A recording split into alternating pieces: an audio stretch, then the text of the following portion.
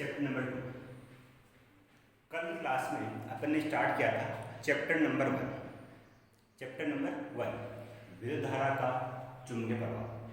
तो कल आपने पढ़ा था विद्युत धारा का चुंबकीय प्रभाव किसे कहते हैं।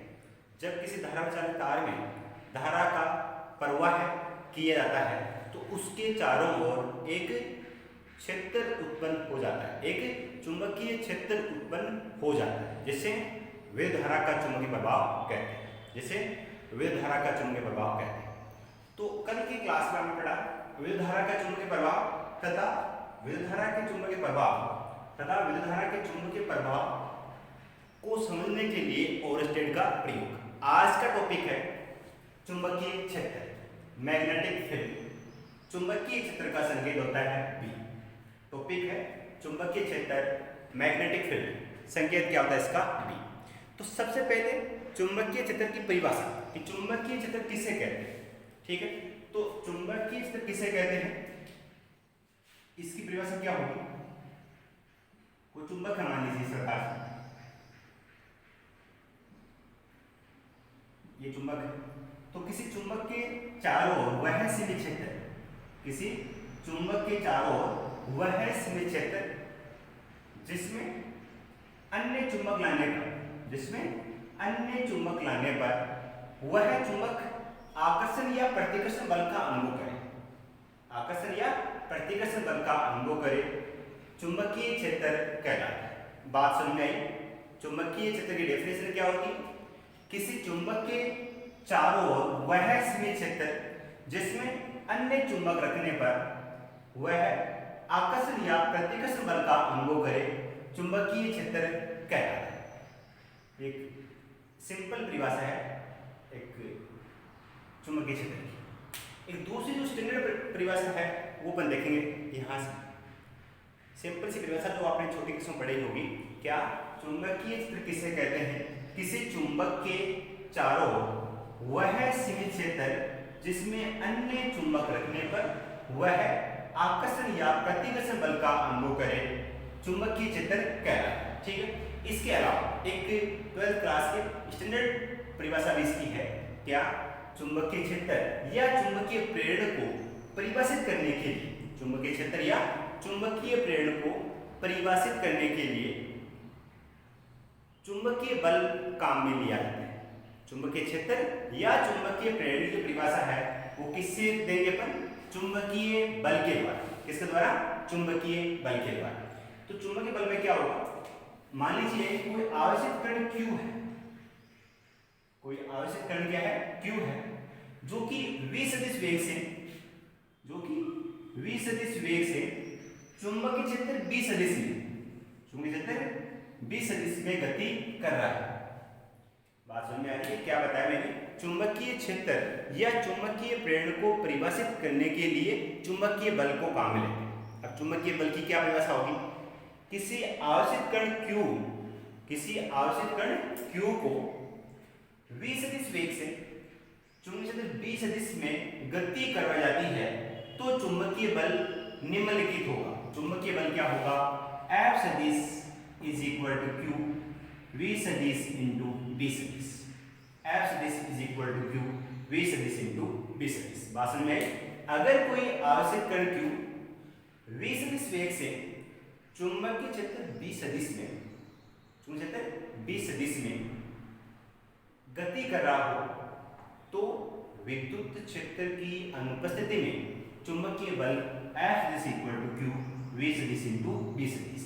तो ये फॉर्मूला हो गया किसका, चुंबकीय बल का।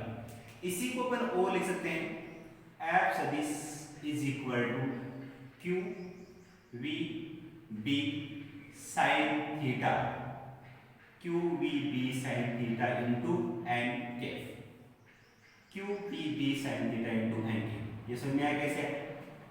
आपने पढ़ा था फॉर्मूला दो सदिशों का सदिश गुणनफल, दो सदिशों का सदिश गुणनफल। अगर मान लीजिए दो सदिश a सदिश और b सदिश है, तब a सदिश इंटू b सदिश इज इक्वल टू क्या होगा, ab sin थीटा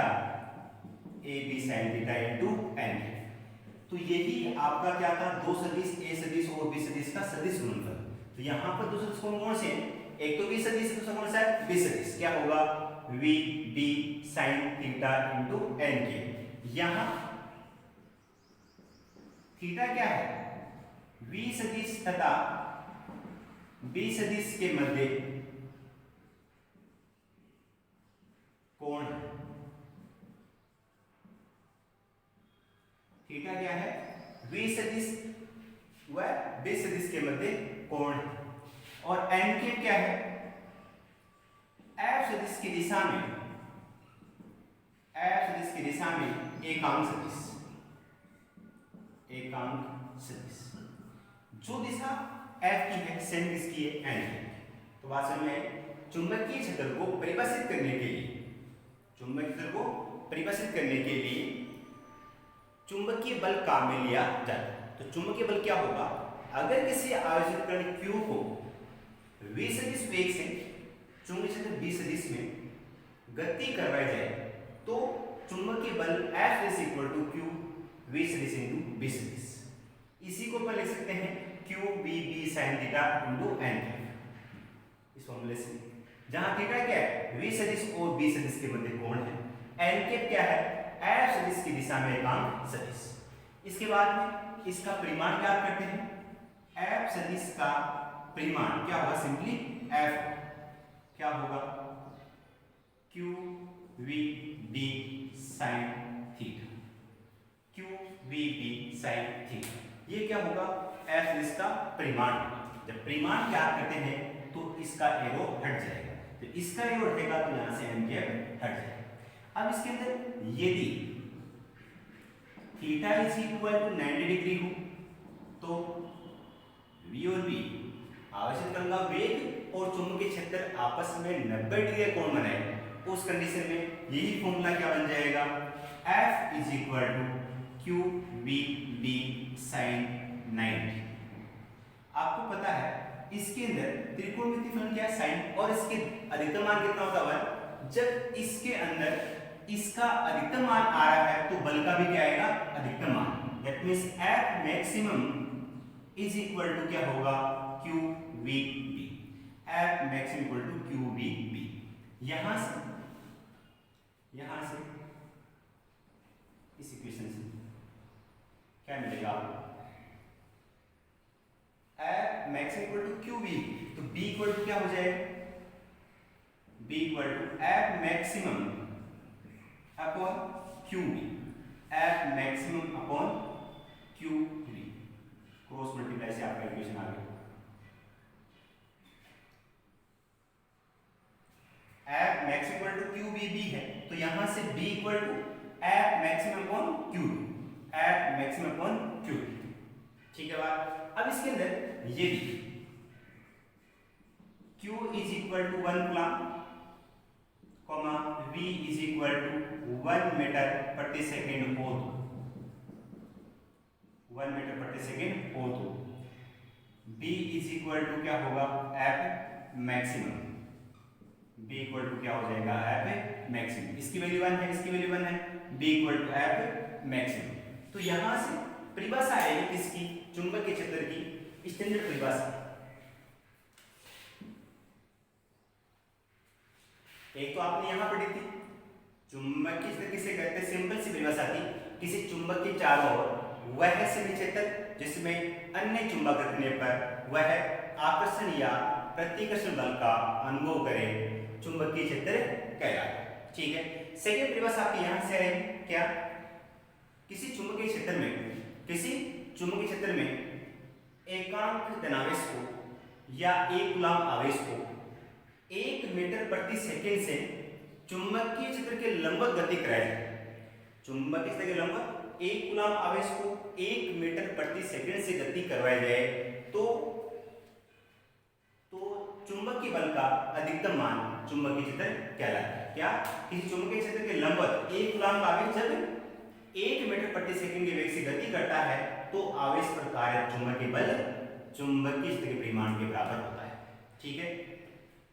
क्या बताया मैंने, किसी चुंबकीय क्षेत्र के लंबवत, किसी चुंबकीय क्षेत्र के लंबवत, किसी चुंबकीय क्षेत्र के लंबवत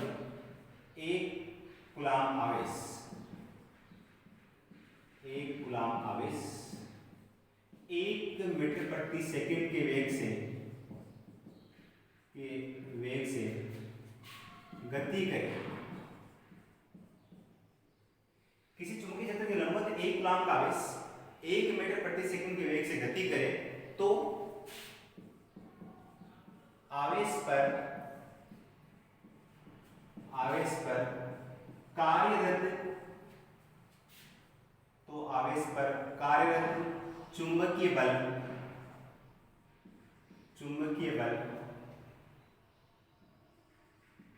का परिमाण चुंबकीय क्षेत्र के बराबर होता है। चुंबकीय क्षेत्र के बराबर होता है।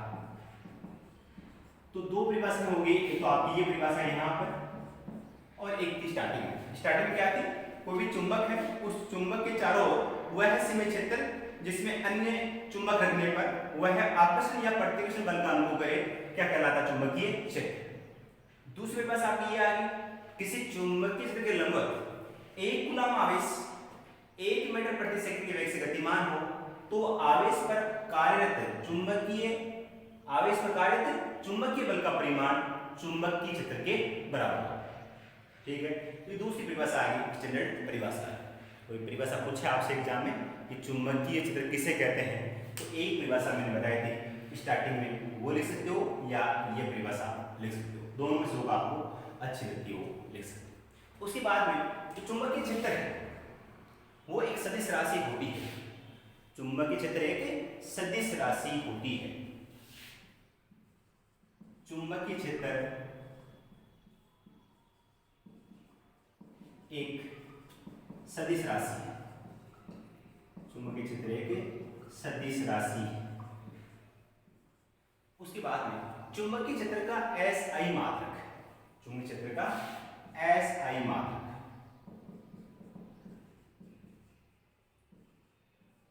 चुंबकीय क्षेत्र का SI मात्रक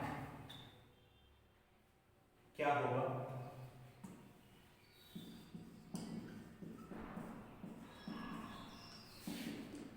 चुंबकीय क्षेत्र का SI मात्रक होगा वेबर प्रति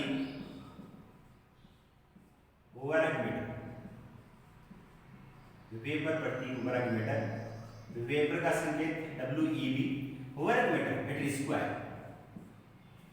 जो चुंबकीय क्षेत्र है उसका SI मात्रक क्या होता है, वेबर प्रति वर्ग मीटर, वेबर प्रति मीटर स्क्वायर या टेस्ला, संकेत क्या होगा, T होता है। तो चुंबकीय क्षेत्र है उसके दो ऐसे मात्रक मैंने बताए हैं, पहला वेबर प्रति मीटर स्क्वायर और दूसरा टेस्ला। आप ध्यान में रखेंगे चुंबकीय क्षेत्र का SI मात्रक क्या होता है, वेबर प्रति मीटर स्क्वायर या टेस्ला। इसके अलावा CGS पद्धति में भी मात्रक होता है। किसमें होता है, CGS पद्धति में मात्रक। ठीक है, ये बात याद रहेगी आपको। चुंबकीय क्षेत्र का SI मात्रक वेबर प्रति मीटर स्क्वायर या टेस्ला होता है। इसके बाद अपन बात करते हैं चुंबकीय क्षेत्र का CGS मात्रक।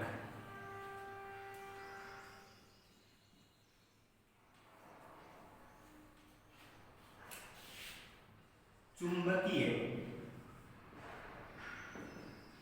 क्षेत्र का CGS मात्रक, ये जानते हो आप, SI MKS पद्धति है, उसका नाम SI पद्धति है। CGS सेंटीमीटर ग्राम सेकेंड 11वीं क्लास पढ़ा था आपने। तो चुंबकीय क्षेत्र का CGS मात्रक क्या होता है, मैक्सवेल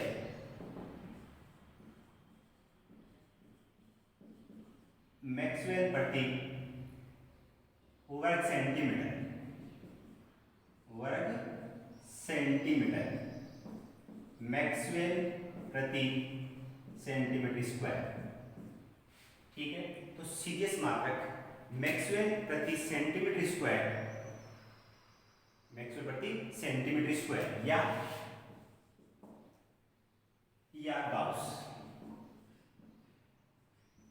संकेत क्या होता है इसका, तो आप ध्यान में रखेंगे चुंबकीय क्षेत्र का SI मात्रक वेबर प्रति वर्ग मीटर या टेस्ला होता है, तथा सीजीएस मात्रक मैक्सवेल प्रति सेंटीमीटर स्क्वायर, मैक्सवेल प्रति सेंटीमीटर स्क्वायर या गाउस होता है। ठीक है, उसके बाद में 1 tesla is equal to 10 power 4 gauss. 1 tesla is equal to 10 power 4 gauss. 1 T is equal to 10 power 4 G. ये रिलेशन आप ध्यान में रखेंगे। एस आई और सीजीएस जो आपके मात्रक है उनमें रिलेशन होता है 1 tesla equal to 10 power 4 gauss. ठीक है, लास्ट इसमें आता है चुंबकीय क्षेत्र की विमा। बात समझ में आएगी? जो चुंबकीय क्षेत्र है उसका एसआई मात्रक वेबर प्रति वर्ग मीटर या टेस्ला होता है। दूसरा, चुंबकीय क्षेत्र का सीजीएस मात्रक मैक्सवेल प्रति वर्ग सेंटीमीटर, मैक्सवेल प्रति सेंटीमीटर स्क्वायर या गाउस होता है। 1 tesla equal to 10 power 4 gauss. 1 tesla equal to 10 power 4 gauss. चुंबकीय क्षेत्र में लास्ट पॉइंट की बात होती है वो है चुंबकीय क्षेत्र की विमा। चुंबकीय क्षेत्र की विमा क्या है?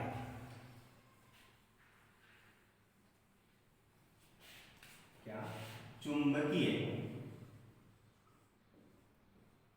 क्षेत्र की विमा।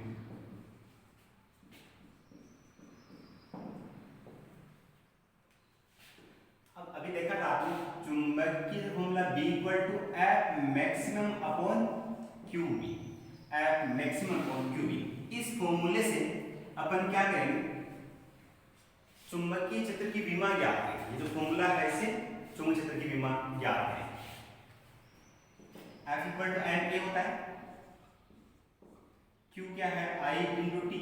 वेग क्या होता है? विस्थापन कौन समय? विस्थापन का संकेत मानो d, समय का t, ये t से t cancel.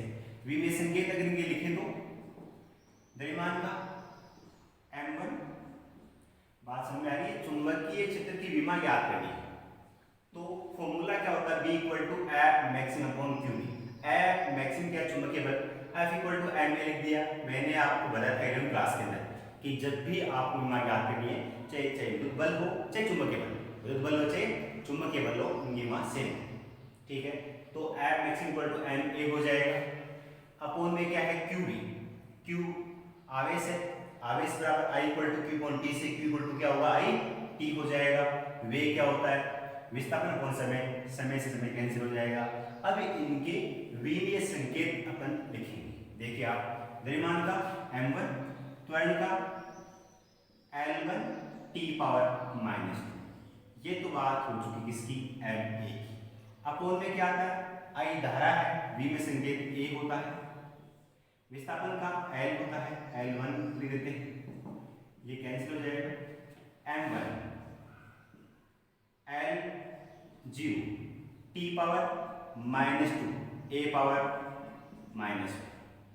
m1 L0 T power -2 A power -1। ये इसकी विमा हो गई, किसकी? चुंबकीय क्षेत्र की विमा। ठीक है, तो ये आपकी विमा होगी। ठीक है, इसके अलावा लास्ट पॉइंट इसमें एक बात और है, चुंबकीय क्षेत्र को चुंबकीय क्षेत्र की तीव्रता, चुंबकीय क्षेत्र की तीव्रता या चुंबकीय प्रेरण तथा चुंबकीय